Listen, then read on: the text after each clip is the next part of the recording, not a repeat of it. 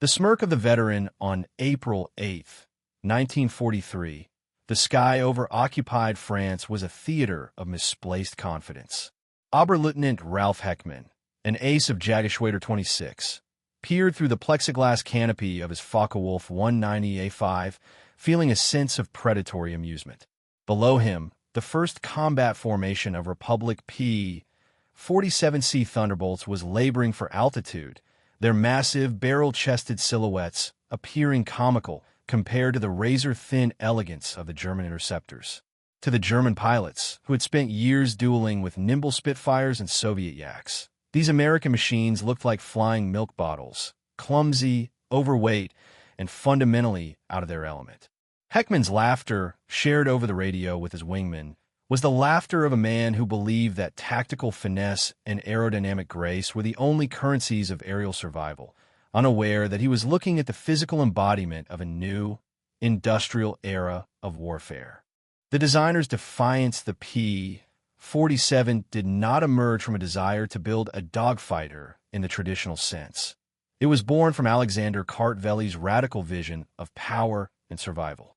Kartveli, a Georgian-born visionary at Republic Aviation, looked at the 1940 Air War and realized that the future belonged to the pilot who could carry the most weight to the highest altitude. His design team was told that the aircraft would be a dinosaur, but a dinosaur with perfect proportions. The heart of this beast was the Pratt & Whitney R2800 double Wasp engine, a massive 18-cylinder radial powerhouse that demanded a fuselage of unprecedented size just to house its complex turbo-supercharging ducting.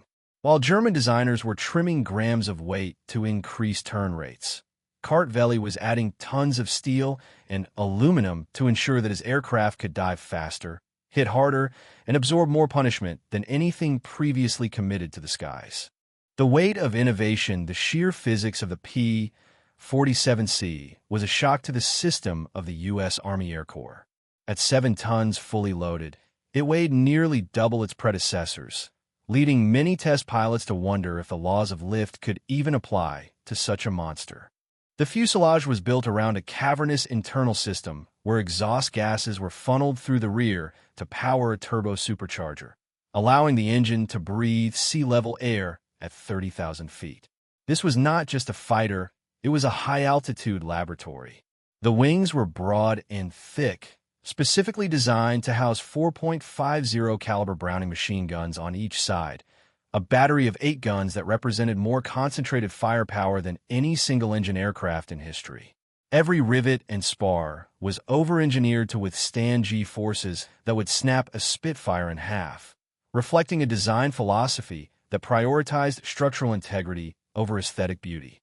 The novice's burden as Phase 1 of the American Air Campaign began. The pilots of the 4th, 56th, and 78 fighter groups were the new kids in a school of hard knocks. Most had arrived in England with hundreds of training hours, but exactly 0 seconds of combat time. They were flying against the Abbeville Boys and other veteran Luftwaffe units who had been honed in the fires of the Spanish Civil War, the Battle of Britain, and the Eastern Front. These Americans were being asked to master a machine that was notoriously difficult to take off and land, a machine that ground-looped with the slightest error and torqued violently under the 2,000 horsepower engine. The learning curve was written in blood. In the early months of 1943, training accidents claimed almost as many P-47s as German cannons did, leading to a period of deep skepticism among the American leadership. The tactical miscalculation, the early combat encounters of April and May 1943 initially seemed to confirm the German prejudice. The Thunderbolts, heavy and sluggish at lower altitudes, tried to engage the FW-190s in turning fights, a catastrophic mistake. The German pilots easily outmaneuvered the fat targets, diving away or climbing out of reach of the laboring American radials. The initial kill-to-loss ratios were dismal, and the RAF Spitfire pilots, watching from their own airfields, joked that a P-47 pilot's best evasive maneuver was to unstrap his harness and hide in the cockpit's cavernous corners. However, What the Germans failed to notice in these early skirmishes was that when a P-47 did go down, it was often after absorbing a volume of 20mm cannon fire that would have disintegrated any other aircraft. The stage was set for a massive strategic reversal, as the American pilots began to realize they weren't flying a fighter. They were aiming a high-speed, armored battering ram. The tactical epiphany of Hubert Zemke, by May 1943, the smirks in the Luftwaffe mess halls were beginning to meet a grim reality. The Americans were fast learners. Lieutenant Colonel Hubert Hub Zemke, commander of the 56 Fighter Group, realized that his men were losing because they were fighting by the enemy's rules. Zemke, a stern disciplinarian and master tactician, forbade his pilots from engaging in low-speed turning duels with the nimbler Messerschmitts. He understood that the P-47's 7-ton mass was not a liability, but a store of kinetic energy. He began drilling his pilots in the boom and zoom, climbing to the stratosphere where the turbo-supercharged R-2800 engine outperformed everything else, then diving at speeds approaching Mach 0.8. In these high-speed passes, the P-47 was a ghost. It was too fast to track, too heavy to stop, and its 8-gun battery turned every fleeting window of opportunity into a corridor of certain death. The crucible of Robert S. Johnson. On June 26, 1943, the world learned exactly how much metal a Republic P-47 could eat and stay in the air. Lieutenant Robert S. Johnson was bounced by a flight of Focke-Wulf 190s led by the elite Wilhelm Ferdinand Galland. In a matter of seconds, Johnson's aircraft was shredded. 21 cannon shells exploded against the airframe. The canopy was welded shut by fire, and hydraulic fluid blinded the pilot. Any other aircraft, the Spitfire, the Yak, or the Bf-109, would have vanished in a cloud of splinters. But the Thunderbolt's dinosaur proportions saved him. The massive radial engine absorbed hits that would have severed the coolant lines of a liquid-cooled fighter, and the double-walled armor plate behind his seat turned German 13mm bullets into harmless lead pancakes. Johnson was trapped in a coffin of screaming metal at 27,000 feet, but the flying milk bottle refused to give up the ghost. The duel of honor and frustration, what followed, was one of the most chilling sequences in the history of aerial warfare. As Johnson limped toward the English Channel, a lone German pilot pulled alongside his crippled wreck. The German emptied his remaining ammunition into the P-47's fuselage, watching in visible disbelief as the American plane continued to fly. The German pilot, later theorized to be Egon Mayer or a similar veteran, pulled so close that Johnson could see the blonde hair and the look of pure confusion on his face. The Luftwaffe pilot eventually saluted and peeled away, out of ammunition and out of explanations. When Johnson finally touched down at Manston, his crew chief found over 200 holes and several unexploded shells lodged in the structural endurance. The message was sent to Berlin. The Americans had built an aircraft that could not be killed by conventional means. The 8-gun convergence theory, the secret to the P-47's lethality, lay in the probability cloud created by its unique wing-mounted armament.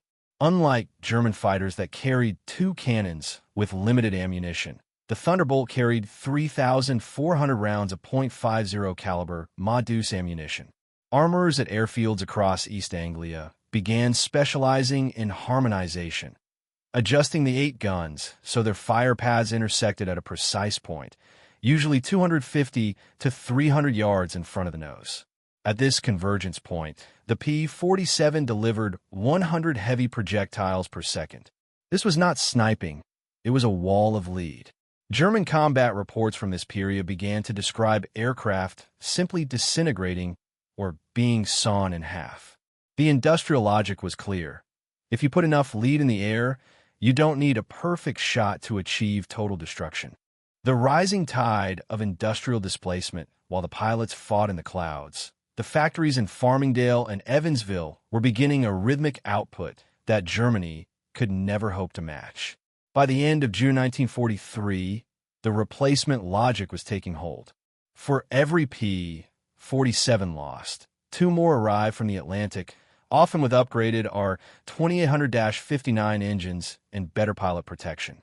The Luftwaffe, meanwhile, was beginning to feel the first tremors of a resource crisis. Their pilots were flying more hours with less rest, and their high-performance engines were becoming harder to manufacture due to alloying element shortages. The flying milk bottle was no longer a joke. It was the lead edge of an industrial tide that was slowly, methodically drowning the Third Reich's air defense. The engineering miracle of the paddle blade by the dawn of 1944, the primary criticism of the P-47, its sluggish rate of climb, was silenced by a single piece of hardware, the Hamilton Standard Hydromatic Paddle Blade propeller. These massive blades, 13 feet in diameter with a broad cord, acted like giant oars in the thin air of the stratosphere. The improvement was not incremental, it was revolutionary. The climb rate jumped from 2,200 feet per minute to over 3,000, allowing the P-47 to intercept German fighters that previously felt safe in their superior verticality. This upgrade transformed the flying milk bottle into a kinetic predator. Now, when the Luftwaffe scrambled to meet the bomber streams, they found the fat Americans already waiting for them at 30,000 feet, possessing both the altitude advantage and the engine power to dictate every engagement. The sound of the thunderclap, the physical presence of the P-47, was accompanied by a psychological weapon the Germans called Donnerschlag, the thunderclap. The supersonic tips of the new paddle blade propellers created a deep, guttural roar that could be heard for miles, vibrating the very ground beneath German columns. It was a sound that triggered immediate Jabo fever, a condition of paralyzing stress among Wehrmacht troops.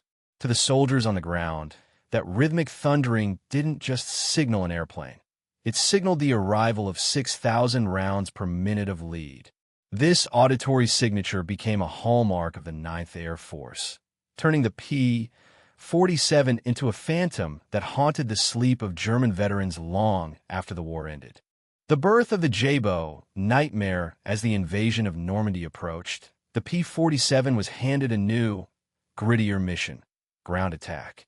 Republic Aviation's engineers added zero-length rocket stubs and heavy-duty bomb racks, turning the high-altitude interceptor into a low-level executioner. The D-25 variant could carry two 1,000-pound bombs and a 500-pounder, a payload that rivaled medium bombers like the B-26. The P-47 was uniquely suited for this dirty work because of its radial engine. Unlike the P-51 Mustang or the Spitfire, which could be brought down by a single rifle bullet to the cooling system, the P-47's air-cooled R-2800 could swallow chunks of flak and keep turning. It was the only aircraft the Allies possessed that could survive the curtain of lead protecting German panzer divisions. The logistics of the Hammer, the industrial logic of 1944, was a nightmare for the Luftwaffe High Command. The Evansville and Farmingdale plants were now operating at peak Omega blueprint efficiency, delivering a new Thunderbolt every hour. Each aircraft arrived with 8 miles of electrical wiring and 65,000 individual parts, all standardized for rapid field repair. If a P-47 returned with its tail shredded, mechanics simply unbolted the entire rear assembly and replaced it with a factory-fresh unit from the crates. This interchangeability meant that American squadron strength remained at 90% while German units withered. The P-47 wasn't just a plane. It was the output of an assembly line that stretched from the heart of Indiana to the front lines of France, a logistical hammer that never stopped swinging. The tactical decimation of the rails in the months leading to D-Day, the P-47s began Operation Strangle, a systematic dismantling of the French and German rail networks. Using their 8-gun battery, pilots discovered they could pop steam locomotives with a single 2-second burst, the .50 caliber incendiary rounds piercing the boilers and causing catastrophic explosions. By May 1944, over 9,000 locomotives had been destroyed. The German army, once the most mobile force in the world, was forced into a medieval pace, moving only at night and using horse-drawn wagons. The Thunderbolt had effectively paralyzed an entire continent's logistics, proving that tactical air power, when applied with industrial volume, could win a war before the first soldier even stepped onto the beach. The impenetrable shield of Overlord. On the morning of June 6, 1944, the Luftwaffe discovered that the English Channel had become a no-fly zone for the swastika. Over 500 P-47 Thunderbolt of the 9th Air Force created an aerial canopy that stretched from the waves of Omaha Beach to the stratosphere. The German response was practically non-existent, not for lack of will, but because the P-47s were stacked at every 5,000-foot interval. Any German pilot brave enough to scramble was instantly swarmed by flights of Thunderbolts diving from the sun. Oberleutnant Wolfgang Fischer, one of the few Germans to reach the coast that day, described the sky as belonging to the Americans, where every cloud seemed to hide a 7-ton monster waiting to unleash a wall of lead. The P-47 had transitioned from a participant in the war to its undisputed gatekeeper. The meat grinder of the Falaise pocket as the Allies broke out of the hedgerows. The P-47 became the primary instrument of German tactical destruction. In the Falaise pocket, where the remnants of the German 7th Army were trapped, the Thunderbolts performed orchestrated carnage. Pilots flew cab-rank patrols, where ground controllers directed them onto specific tanks, trucks, and artillery batteries. A single 2-second burst from 8 Browning machine guns would turn a Hanomag half-track into a sieve, while the 5-inch HVAR rockets, each packing the punch of a 105mm artillery shell, could flip a 56-ton Tiger tank on its turret. The carnage was so absolute that German survivors spoke of Jabo angst, fighter-bomber anxiety, a psychological trauma where the mere sound of a radial engine caused veteran soldiers to abandon their vehicles and flee into the woods. The architecture of the HVAR rocket, the mid-1944 introduction of the high-velocity aircraft rocket, HVR, finalized the P-47's evolution into flying artillery. These 140-pound projectiles were not just missiles. They were a triumph of American industrial chemistry and ballistics. Carrying nearly 8 pounds of high-grade TNT, the HVR was designed to penetrate the thinner top armor of Panzers that was otherwise impervious to machine gun fire. P-47 pilots would roll into 60-degree dives, reaching 450 miles per hour, and release their rockets in pairs. The accuracy, combined with the Thunderbolt's stable diving platform, meant that a P-47 could take out a bunker or a bridge span in a single pass.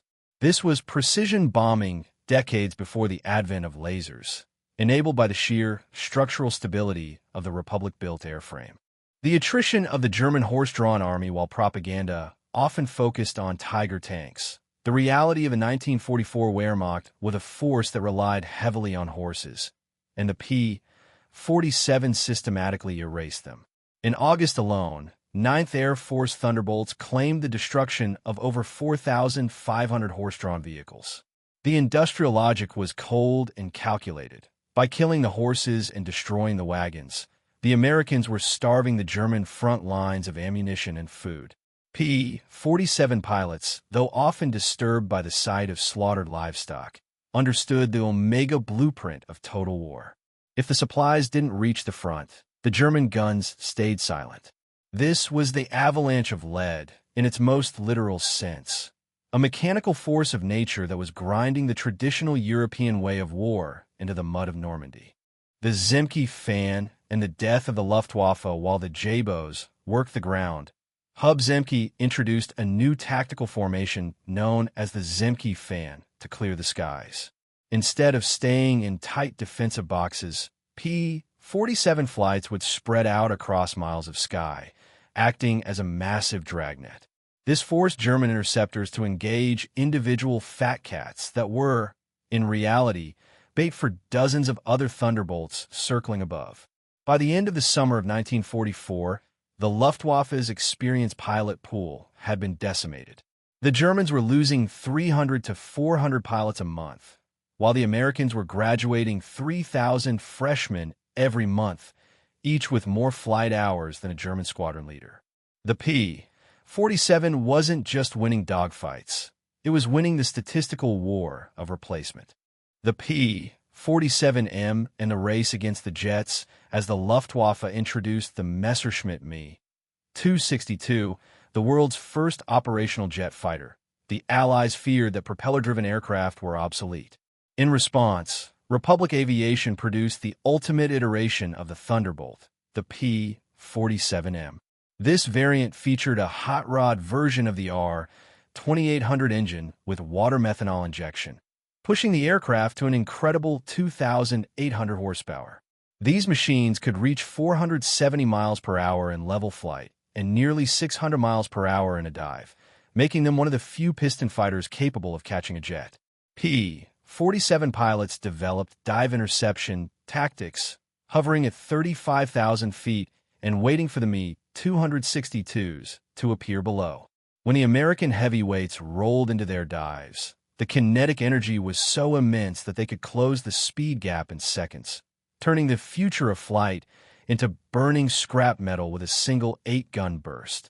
The logic of Operation Bodenplatte on January 1st, 1945, the Luftwaffe launched Operation Bodenplatte, a massive surprise attack on Allied airfields designed to break the back of Western air power. While the Germans destroyed dozens of P-47s on the ground, the mission proved the futility of their cause. At the Y-34 airfield, Major George Brooking watched as his flight line burned, only to tell a captured German pilot, "We'll have 40 new ones here by tomorrow." This wasn't bravado, it was fact. The American logistics blueprint was so advanced that replacement aircraft were already in crates at docks in England before the original planes were even shot down. The Luftwaffe lost 213 irreplaceable pilots that day, men they'd spent years training, while the Americans simply opened new shipping containers. The factory floor as a battlefield, the true secret weapon of the P-47 was not found in the cockpit, but on the factory floors of Farmingdale and Evansville. By 1944, Republic Aviation was a mechanical heartbeat, producing one Thunderbolt every hour, 24 hours a day. Each aircraft was a masterpiece of modular assembly, consisting of 65,000 parts sourced from over 500 different subcontractors across the United States. This was the Omega blueprint of mass production, a system where a housewife from Indiana and a farmer from Long Island could assemble the most complex engine in the world to tolerances of 1,000th of an inch. While German master craftsmen struggled in underground bunkers to hand-build a handful of jets, American industrial logic was flooding the globe with a standardized, invincible tide of steel. The chemistry of firepower, the lethality of the P-47 in 1945 was amplified by the perfection of its ammunition. The .50 caliber armor-piercing incendiary API round. This was a triumph of American chemical engineering. Each round contained a hardened steel core for penetration and a magnesium-based incendiary compound that ignited upon impact. When 8 guns fired at a rate of 100 rounds per second, they created a thermal shock effect. German pilots reported that their aircraft didn't just take damage, they vaporized. The API rounds would pierce the self-sealing fuel tanks of a Focke-Wulf and ignite the fumes instantly. The probability cloud of bullets meant that a P-47 pilot didn't need a direct hit on a wing spar to win. He just needed to touch any part of the enemy aircraft to trigger a catastrophic fire. The breakdown of German experience by March 1945, the disparity in pilot quality had become an unbridgeable chasm. The U.S. Army Air Force's training program was now a massive, well-oiled machine, graduating 30,000 pilots a year, each with a minimum of 400 flight hours. In contrast, the Hitler Youth pilots being sent to face the P-47s often had less than 50 hours of total flight time. These novices were flying against American veterans like Francis Gabreski and Robert Johnson, who had survived hundreds of missions. The result was no longer aerial combat. It was an industrial harvest. The P-47s owned the sky from the grass blades to the clouds, and the Luftwaffe's once feared wolves had been reduced to sheep, waiting for the inevitable sound of Roosevelt's piano. The statistical annihilation as the war in Europe drew to a close in May 1945. The final tallies of the P-47 Thunderbolt service revealed a scale of destruction that defied traditional military comprehension. The aircraft had not merely won a series of battles. It had conducted an industrial erasure of the enemy's capacity to resist. The total numbers were staggering. Over 3,700 German aircraft destroyed in the air and another 3,300 destroyed on the ground. But it was the logistical carnage that truly defined the P-47 effect. With 86,000 railway cars, 9,000 locomotives, and 68,000 trucks transformed into smoldering scrap, the Thunderbolt had effectively deindustrialized the Third Reich from 30,000 feet.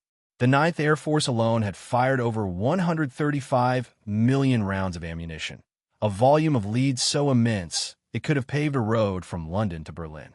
This was the Omega blueprint of total war. Victory achieved through the relentless application of mass-produced firepower. The psychological surrender of Joseph Priller, perhaps the most profound evidence of the P-47's dominance, came not from American archives, but from the men who had once mocked it. Oberst-Lieutenant Joseph Pips Priller, the veteran ace who in 1943 had called the P-47 a pregnant cow, gave a final, demoralizing assessment to German officials in the closing weeks of the war. His report, which was suppressed for its defeatist honesty, admitted that the Thunderbolt was the most feared instrument of the Allied arsenal. He noted that the weapon never jammed, never overheated, and delivered a stream of fire that turned German engineering into aluminum rain. Priller's reversal of opinion symbolized the death of the Luftwaffe's ego. The flying milk bottle had become a phantom of terror, a machine that broke the spirit of the German pilot as effectively as it broke the wings of his aircraft. The Phoenix reunion and the verdict of Adolf Galland, the ultimate historical validation of the P-47, occurred decades later in 1985 at a reunion of former adversaries in Phoenix, Arizona. General Lieutenant Adolf Galland, the legendary commander of the Luftwaffe's fighter arm, finally spoke the truth that he could not admit in 1943. He confessed that the German High Command had made a catastrophic error by underestimating the Republic design. "We thought they had built a bomber and called a fighter," Galland remarked. "We didn't realize they had built an American machine, one designed for attrition, power, and survival." Galland admitted that after flying a captured P-47, he realized that Germany never had a chance. The brute force engineering philosophy of the United States, overbuilding every spar, doubling every control cable, and powering it with a radial engine that could swallow a sledgehammer, was a philosophy that tactical brilliance could not overcome. The anatomy of a juggernaut's engineering from a technical standpoint, the P-47 Thunderbolt remains the heaviest single-engine piston fighter ever mass-produced, and its internal architecture was a marvel of redundant safety. The wing spars were designed to support 40,000 pounds, 3 times the aircraft's maximum weight, allowing pilots to pull 12G maneuvers that would have snapped the wings of a Bf-109. The ammunition feed system was a masterpiece of mechanical synchronization, using electric boost motors to ensure that the 8 Brownings never jammed, even during the most violent high-speed turns. Every gun was electrically heated to ensure reliability in the minus 50 degrees Celsius temperatures of the stratosphere. This wasn't just a plane, it was a pilot's life insurance policy, wrapped in 300 pounds of rubber and 2,000 pounds of high-grade aluminum. It represented the moment engineering became the primary weapon of war. The silent thunder of the Dayton Museum today, in the hallowed halls of the United States Air Force Museum in Dayton, Ohio, a restored P-47D stands as a silent witness to this era of industrial logic. It no longer roars with the sound of Roosevelt's piano, but its presence still commands a unique respect. Below the aircraft lies a simple quote from an anonymous German pilot's 1945 interrogation. "They just pointed those guns at you, and you ceased to exist." This is the legacy of the Thunderbolt. It proved that in the 20th century, the avalanche of lead would always bury the racial elite or the tactical genius. The P-47 didn't just win dogfights. It rewrote the rules of history, proving that a nation that could build a dinosaur with the precision of a watch and the power of a locomotive was a nation that could never be defeated. The laughter of April 1943 had been replaced by the absolute, crushing silence of May 1945.